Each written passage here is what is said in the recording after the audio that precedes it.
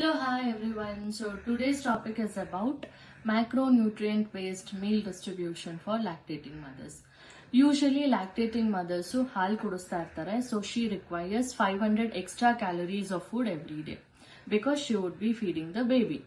Now out of 100% of total calories, the first 60% is your carbs. ಅಂದ್ರೆ whole grains ಇರ್ಬೋದು, cereals ಇರ್ಬೋದು, sugar ಇರ್ಬೋದು, jaggery ಇರ್ಬೋದು, your roots irbodu, all this comes under carb category.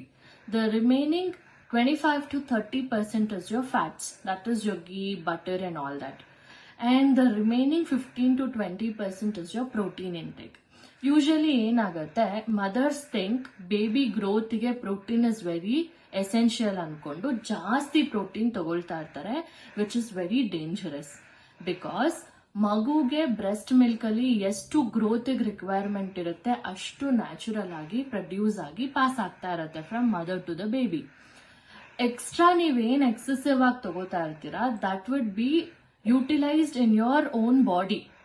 ನಿಮ್ಮ ಬಾಡಿಗೆ ನೀವೇ utilise ಮಾಡ್ಕೋತಾ ಇರ್ತೀರಾ. ದಟ್ ಎಕ್ಸೆಸಿವ್ ಪ್ರೋಟೀನ್ ಏನು ತಗೊಳ್ತಾ ಇರ್ತೀರಾ ಅದು ಮಗುಗೆ ಎಕ್ಸೆಸಿವ್ ಆಗಿ ಹೋಗೋದು ಆಗಲ್ಲ.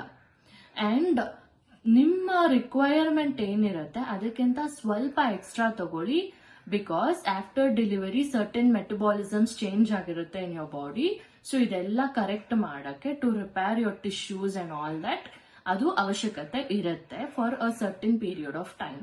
ಅದಾದ್ಮೇಲೆ ದಯವಿಟ್ಟು less your or reduce your protein intake and come back to 15 to 20% of your calories.